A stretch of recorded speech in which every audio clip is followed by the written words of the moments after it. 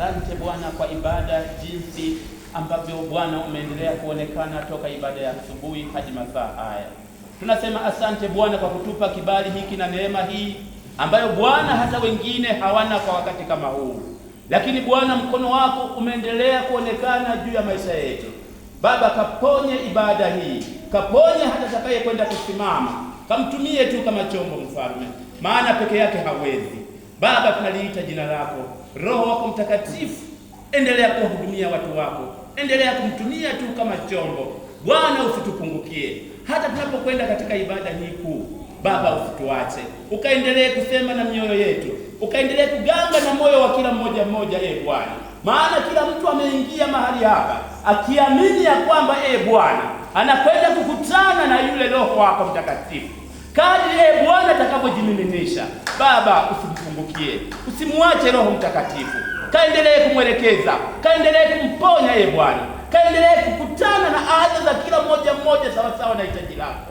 Roho wako Mtakatifu, Baba, ninawaleta watoto wako mikononi mwako. Kaendelee Bwana kuwape sikio la kuweza kusikiliza, na Bwana kaendelee kuwafafanulia. Baba, katika jina la Yesu naomba na kuamini, katika jina la Yesu na la Mwana na Roho Mtakatifu, wote tuseme amen.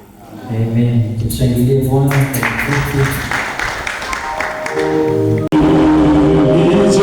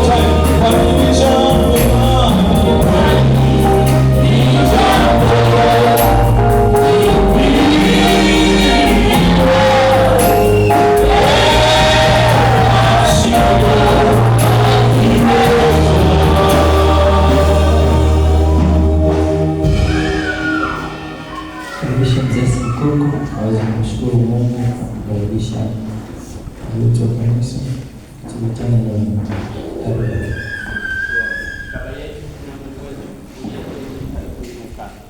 Asante Bwana kwa ibada, jinsi ambavyo Bwana umeendelea kuonekana toka ibada ya asubuhi hadi masaa haya. Tunasema asante Bwana kwa kutupa kibali hiki na neema hii ambayo Bwana hata wengine hawana kwa wakati kama huu. Lakini Bwana, mkono wako umeendelea kuonekana juu ya maisha yetu. Baba, kaponye ibada hii, kaponye hata atakaye kwenda kusimama, kamtumie tu kama chombo Mfalme, maana peke yake hawezi. Baba, tunaliita jina lako. Roho wako Mtakatifu, endelea kuwahudumia watu wako, endelea kumtumia tu kama chombo. Bwana, usitupungukie hata tunapokwenda katika ibada hii kuu. Baba, usituache, ukaendelee kusema na mioyo yetu, ukaendelee kuganga na moyo wa kila mmoja mmoja, Bwana, maana kila mtu ameingia mahali hapa akiamini ya kwamba Bwana anakwenda kukutana na yule Roho wako Mtakatifu. Kadri Bwana atakapojimiminisha, Baba, usimpungukie, usimwache Roho Mtakatifu, kaendelee kumwelekeza, kaendelee kumponya Bwana, kaendelee kukutana na haja za kila mmoja mmoja sawa sawa na hitaji lako. Roho wako Mtakatifu, Baba, ninawaleta watoto wako mikononi mwako. Kaendelee Bwana kuwape sikio la kuweza kusikiliza, na Bwana ukaendelee kuwafafanulia. Baba, katika jina la Yesu naomba na kuamini, katika jina la Yesu na la Mwana na Roho Mtakatifu, wote tuseme amen. Amen. Tushangilie Bwana. Naomba nisome tu neno moja hapa, alafu tufunge ibada. Sitaki nikuchukulie muda, maana hata hii kutoka kuondoka kabla hata ibada hii sio tabia ya walokole, sio tabia yetu. Kwa hiyo naomba sana vumilia, tumalize ibada kwa pamoja, alafu tuondoke kwa pamoja, na Mungu akubariki sana. Naomba ufungue Luka 19 mlango ule wa kwanza. Naomba usomee. Kuna mtu mmoja ambao nataka tujifunze mahali hapa, lakini niseme tu kwamba Mungu akubariki sana mchungaji. Najua kwamba umetupa nafasi tena ya kuweza kuendelea kwa muda ambao unajua mchungaji hilo. Bwana Yesu asifiwe. Bwana asifiwe. Naomba usome katibu yeyote aliyepata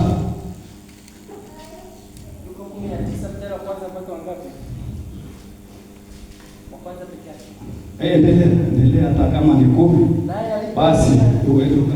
Naye alipoingia Yeriko alipita katikati yake, na tazama, palikuwa na mtu jina lake Zakayo, mkubwa mmoja katika watoza ushuru, naye ni tajiri. Huyu alikuwa akitafuta kumwona Yesu ni mtu wa namna gani, asiweze kwa sababu ya umati wa watu, maana ni mfupi wa kimo. Akatangulia mbio, akapanda juu ya mkuyu apate kumwona, kwa kuwa atakuja kupitia njia ile. Na Yesu alipofika mahali pale, alitazama juu, akamwambia, Zakayo, shuka upesi, kwa kuwa leo imenipasa kushinda nyumbani mwako. Akafanya haraka, kashuka, akamkaribisha kwa furaha. Hata watu walipoona walinung'unika wote, wakisema, ameingia kukaa kwa mtu mwenye dhambi.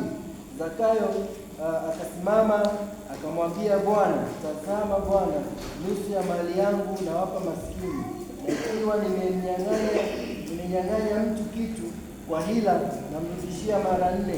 Yesu akamwambia, leo wokovu umefika nyumbani humu, kwa sababu huyu naye ni mwana wa Ibrahimu, kwa kuwa mwana wa Adamu alikuja kutafuta na kuokoa kile kilichopotea.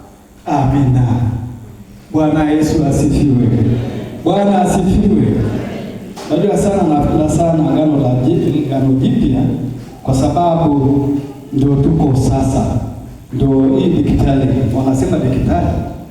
Wanasema wakina nani hao? Wakina digitali au wakina nini? Yenzi. Juzi tena imetokea hiyo wakina yenzi. Bwana Yesu asifiwe. Bwana asifiwe. Kwa hiyo nataka tuone, nafikiri atakuwa ametusomea vizuri. Anasema kwamba naye alipoingia Yeriko, alipita katikati yake, na tazama, palikuwa na mtu mmoja jina lake alikuwa anaitwa, alafu akasema mkubwa katika watoza ushuru. Dogo macho yangu naleta marwewe. Bwana Yesu asifiwe. Bwana asifiwe. Macho yanaleta nini? Marwewe. Lakini nataka tujifunze kwa kifupi. Kwa huyu jamaa Biblia inasema alipokuwa akitembea akienda kipita katika ile mji wa Yeriko. Nafikiri ile mji ni mkubwa sana. Maeneo lake inaweza ikawa kama Dar es Salaam. Maana wakati hatuwezi kuita mji pasipokuwa na watu. Kama hakuna watu hatutaweza kuita nini? Mji, si ndio? Bwana Yesu asifiwe. Bwana asifiwe. Lakini akasema alipokuwa akitembea, huyu jamaa ambaye anaitwa Zakayo, Biblia inasema alikuwa mfupi wa kimo, lakini pia Biblia inasema alikuwa ni mtoza ushuru mkubwa.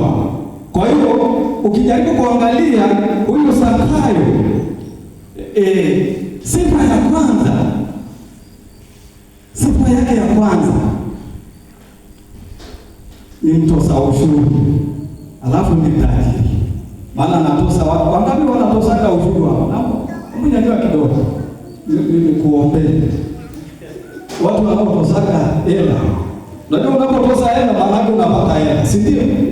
Bwana Yesu asifiwe. Bwana asifiwe. Kwa hiyo nataka niseme kulikuwa kuna changamoto, lakini pia kulikuwa kuna mafanikio. Alikuwa na sifa hii. Kwa hiyo sifa yake ya kwanza, yeye alikuwa ni tajiri. Sema tajiri. Bwana Yesu asifiwe. Sema tajiri. Kuna mtu anachukia tajiri?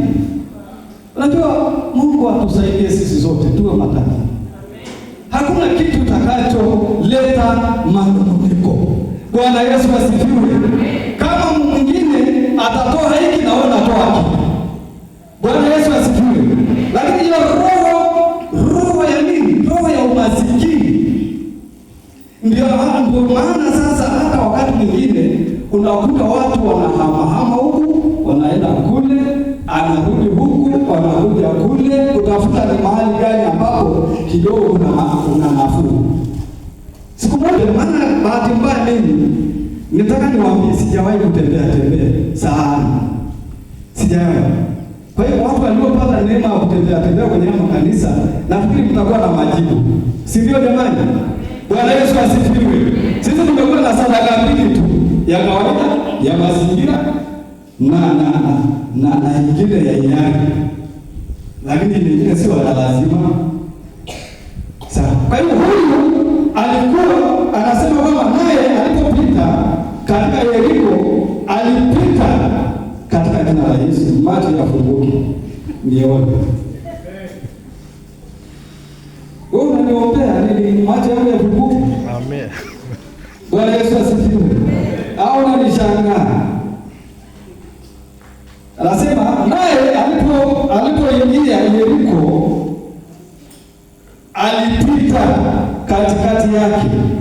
Alipita katikati yake, na tazama palikuwa na mtu jina lake Zakayo, mkubwa mmoja katika watoza ushuru. Sema watoza ushuru. Naye ni tajiri. Huyo alikuwa akitafuta kumwona Yesu ni mtu wa namna gani, asiweze kwa sababu umati ulisonga sana. Ni macho hayo. Bwana Yesu asifiwe. Bwana asifiwe. Kwa hiyo huyu jamaa alikuwa anahitaji kumwona Yesu, lakini shida yake kubwa alikuwa ni mtu mfupi. Sema mfupi. Kumbe ufupi wakati mwingine na shida hii. Bwana Yesu asifiwe. Sio unasema wewe. Bwana asifiwe. Ufupi wakati mwingine una shida. Biblia inasema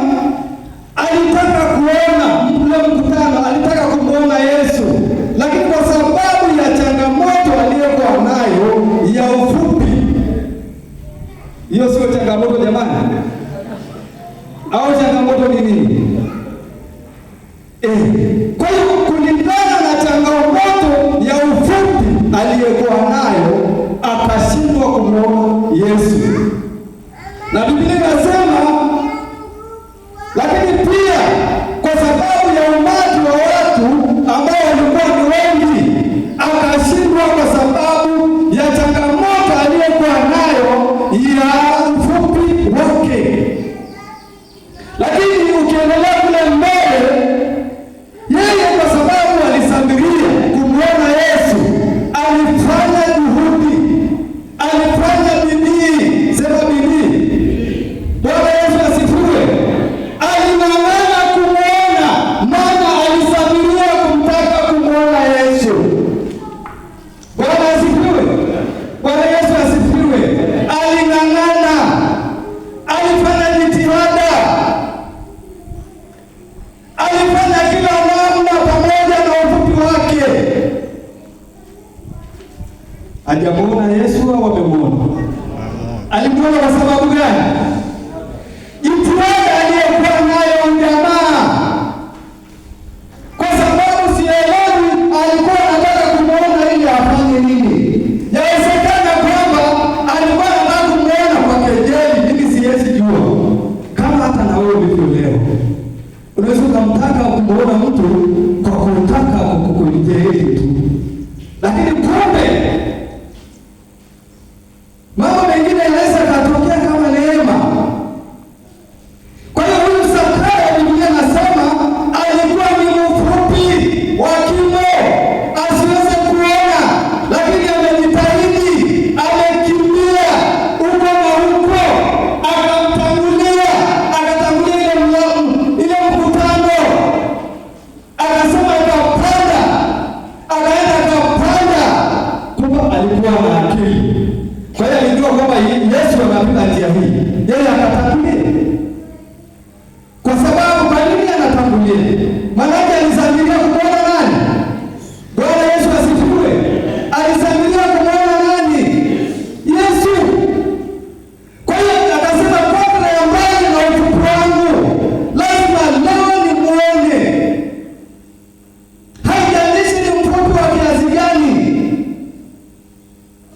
Lakini Biblia inasema alikuwa mfupi wa kimo, kama ambavyo Biblia inasema, lakini haijalisha. Yeye alifanya jitihada, alifanya juhudi kwa kutangulia mkutano. Biblia inasema kwamba akaenda akapanda mtu ambaye anaitwa mkuyu. Anaitwa mkuyu? Mkuyu. Nani anajua huo mtu wa mkuyu? Akamwambiaje? Shuka.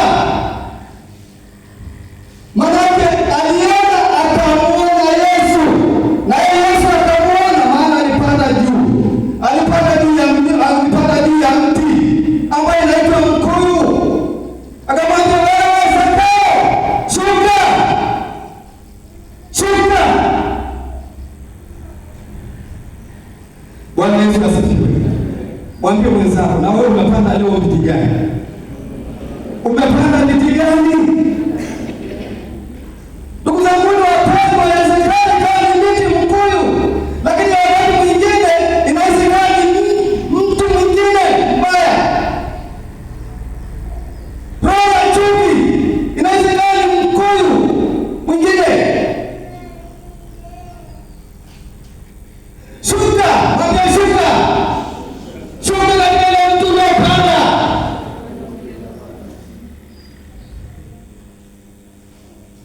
Nataka nikwambie, uchuki ulionayo ni mti. Yesu anakuambia leo, shuka, wacha chuki, shuka, wacha chuki, shuka, wacha ubaya, shuka katika ile miti. Maana miti yako leo inaitwa umbea, ambayo leo umbea imetuletea balaa na mikosi ndani ya makanisa haya ya kiroho. Roho ya chuki, roho ya manung'uniko, shuka kwenye hiyo mti uliokalia. Bwana Yesu akusaidie. Wewe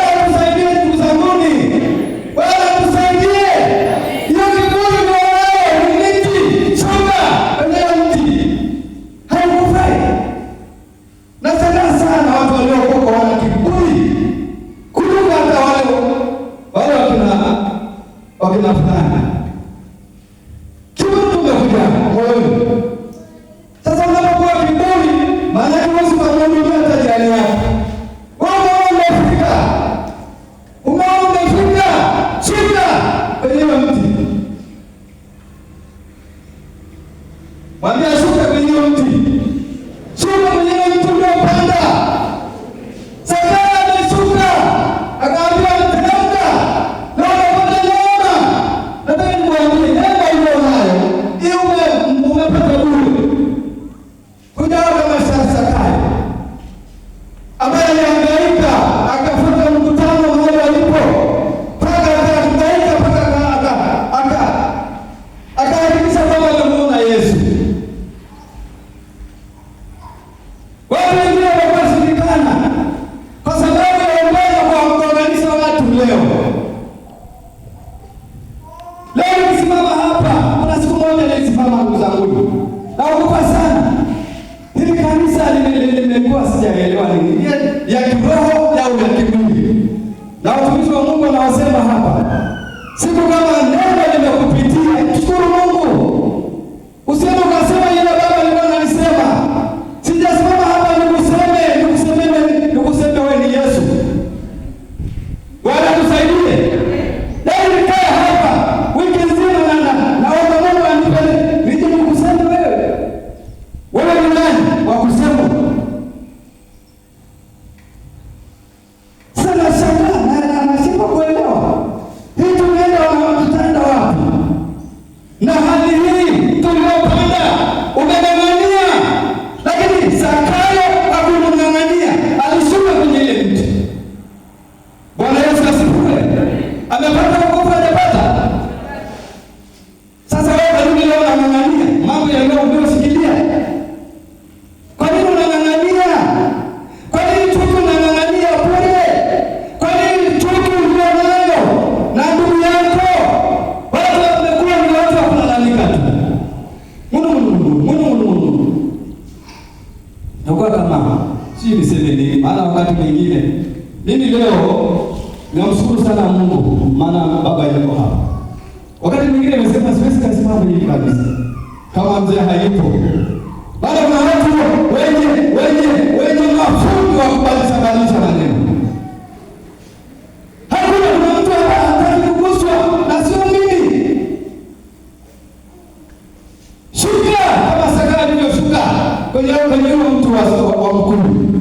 Bwana asifiwe. Shuka na wale ambao upo. Leo jirani yako anakaa mwaka nzima hauko kanisani. Wewe unakuja kanisani useme fulani yuko wapi? Unataka kuniambia nini? Hauna huruma kama Yesu alipokuwa na huruma. Alafu naona mtu anapata wokovu, watu wanasimama naanza kumumunika.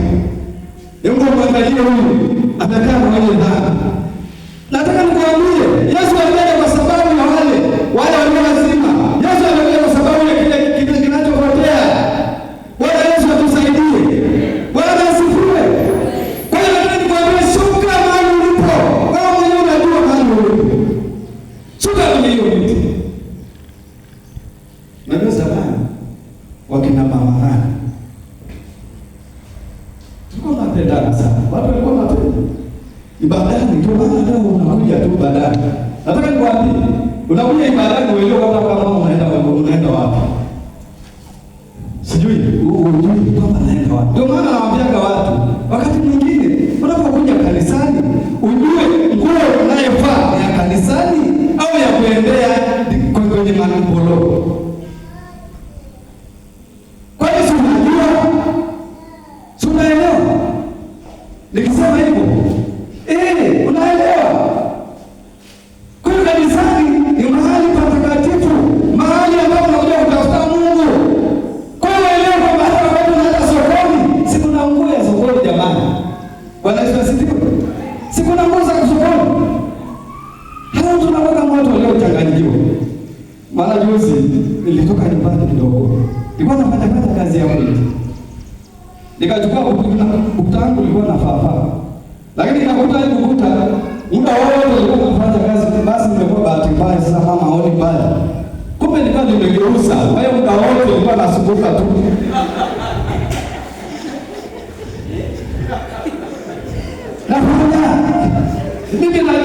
hujafika, kumbe mwenzangu nimegeuza mguu. Mimi naendelea na shughuli zangu karibu masaa mawili. Nasumbuka tu najua niko sawa. Na wewe baada kuangalia hivi mifuko yote huku ukasema sasa shida kama mwenzangu nilikuwa naona basi nionyeshe. Hivi siku hizi nyinyi unajua zamani unapotoka wakati mwingine anatoka hata ananiambia nimekaaje. Sasa kuna watu ambao hata ulizani asubuhi kwamba unatokaje. Kwa hiyo wakati mwingine alikuwa mkifanya nguo fulani ananiambia hapana, usiende naye kanisani. Kwa nini wewe unataka kuambiwa? Unasema sayansi na teknolojia. Hii digitali inatuletea shida watu wengine wa zamani. Mimi nasema ni wa zamani. Miaka 60 au miaka 60. Sasa kwa nini nikwambia alafu usitisikie? Bwana Yesu atusaidie. Kwa hiyo nikwambia mazingira sisi hatujazoea, ni kweli hatujazoea. Wakati mwingine tunafuruliana tu, maana hatuna namna. Lakini nikwambie wewe umelala kwenye kitanda ya ngozi. Wakati mwingine wale kulala kwenye kitanda vya ngozi. Sasa mwingine amesaliwa tu anaingia kwenye maji anapatia. Wenzangu, sisi tunalala na hizo nyumba za zamani. Inaitwa nini hizo? Msongi. Naomba unisaidie baba. Siende kama. Msongi. Sio msonga. Bwana asifiwe. Mama, Mungu akubariki. Kumbe na wewe unalala kwenye ngozi. Mungu akubariki sana. Yaani kuna watu wametoka hapa. Kwa hiyo unalala kwenye ile nguo ile kodoro. Mimi shuleni kwanza naenda shuleni nilifua wakati wanafua nguo na nduleni. Ndio tu. Hapo tunaongea kitu alafu. Kwa nini sisi tuchanganyikiwa na hii hali ndogo leo? Sina sababu tuchanganyikiwe. Wewe leo nikikwambia tumefua nguo na nduleni unakulaje? Suria tunachukua ile mbolea ya ng'ombe ndio tunasukua suria inakuwa sawa. Unapika naye chakula. Wewe unafanya hivi. Bwana Yesu atusaidie. Bwana atusaidie. Ndio naomba unapata ya wokovu wa namna hii. Naomba utume sana. Kubaliana, wewe unakuta mazingira ndio haya. Unasaliwa kwenye godoro, unalala kwenye godoro, unaona yaani mpaka na video tunakaa na hii nini inaitwa nini? Na hii sarasa. Ambaye juzi Salma ameweka sarasa. Hata majina wakati mwingine unaendelea kupokea tu. Kwa hiyo nikuambia wakati mwingine mambo ambayo wewe mtupo, lakini leo naona wazee tumepitwa na wakati. Sijapitwa na wakati. Mimi nimezaliwa kwenye ngozi. Kwa hiyo naelewa mahali nilikotoka. Bwana Yesu asifiwe. Bwana asifiwe. Sasa unakuja kushindana na mimi wewe umezaliwa tu jana na magodoro yako. Ndio heshima naona. Unajua zamani ulipokuwa unatembea njiani, ukimwona mzazi pale kama uliona kwenye wasichana hivi, yaani unapiga kwenye msali, unakimbia. Lakini leo unakutana na mtoto wa kiume ameshikana mkono na binti, ndio sayansi na teknolojia. Shida hiyo roho. Kama shikana na pakatana, unaona kama sayansi na teknolojia. Wanaona kama wako kwenye reli. Reli sio na heshima na adabu. Wanaona baba yako anapita, lakini bado unashikana na mkono wa binti. Unang'ang'ana na mkono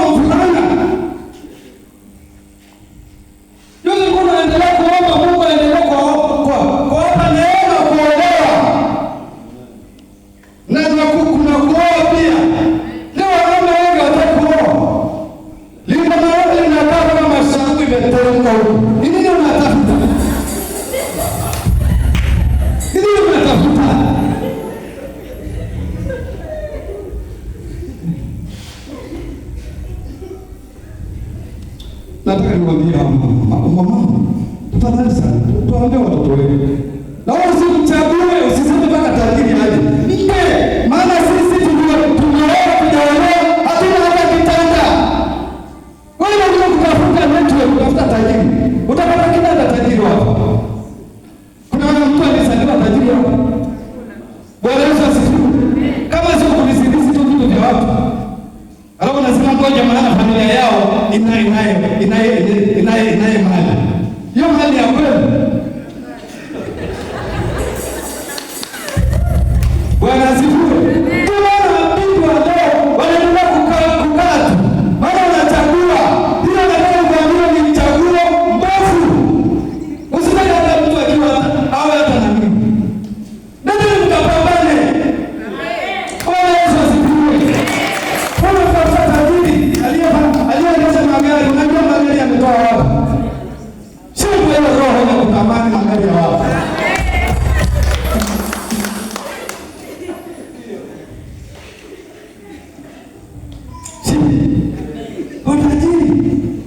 Unamtafuta tajiri au mtoto wako, si hata ataenda kutupa alafu hao wengine kwa sababu ya hiyo pesa yake. Au mimi nasema uongo? Bwana Yesu asifiwe. Sasa tunawachelewesha watoto, tunawachelewesha nyota zao. Ni wakina mama, wacheni upuzi, wachelewesha watoto. Akija kuja kwa heshima, mpe, mwambie haya, mnabarikiwa. Ukakata bodi, unatafuta mtu anayeendesha FX. Unajua ni FX au unajua ni chura?